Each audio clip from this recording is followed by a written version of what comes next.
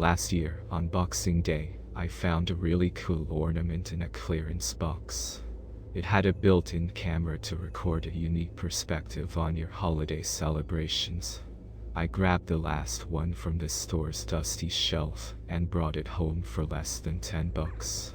I forgot about it until my wife, my two daughters, and I decorated the house earlier this month. I told my daughters about the camera and said we'd secretly catch Santa in the act. I had an old costume in the attic and intended to deliver some gifts in full view of the camera on Christmas night. My girls were overjoyed and went back and forth trying to find the best place to put the ornament on the tree. They had no idea Daddy repositioned it later, so it could actually catch the living room and a good angle. In the nights leading up to Christmas, I turned the camera on to make sure everything was working properly. In the morning, I previewed the footage just long enough to confirm the thing was working.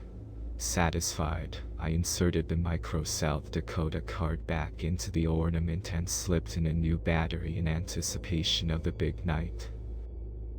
Daddy didn't want to disappoint his girls with a failed recording. We enjoyed Christmas Eve as a family, playing board games and eating way more junk food than there was room in our stomachs. Like we do every year, we let our daughters open one gift from Mommy and Daddy before going to bed. The girls, still riding their sugar high, could be heard giggling in their bedrooms from all the way up the stairs. From time to time, my wife and I could hear one of them shush the other, claiming she'd heard hoofs on the roof or bells jingling. Eventually, our kiddos dozed off. I retrieved the costume and tiptoed to the living room, getting ready for my big feature film debut. I did everything you would expect Santa to do. I ate most of the cookies, I drank the milk, I pet my large stomach, and said my ho-ho-hos, and I dropped a few presents by the fireplace, all in full view of the camera. A pretty good acting job, if I do say so myself. On Christmas morning, the girls came running into our bedroom to wake us up. They excitedly insisted we watch the video before opening the presents. I transferred the footage to my laptop, forwarded it to where Santa showed up, and pressed play. My girls squealed with delight and jumped in front of the screen, frantically waving at Santa while obscuring the video from my view. It brought me so much joy to see how happy the girls were.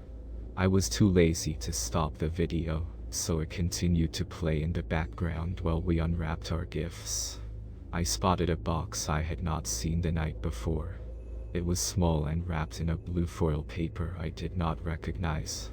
My name was on it, but my wife seemed as surprised as I was to see it there. Noticing my confusion, my youngest daughter spoke. "Daddy, that's gotta be from Mr. Elf," she said, her voice cheerful and bright. I was ready to dismiss her elf comment as just another weird thing kids say, but my wife wasn't so quick to ignore it. "Honey, what elf?" she asked. My daughter pointed to the laptop. By then, the video had ended and all that was left on the screen was a preview of the first frame. "The one that came with Santa," she answered. Panic struck me like a bird in a jet propeller.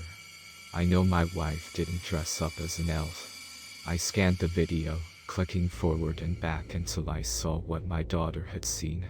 There was someone in the living room. He walked into the corner after I had turned the lights off. He stood there watching me parading around as Santa. The video went completely quiet after that. It was as though the camera failed to record a single sound.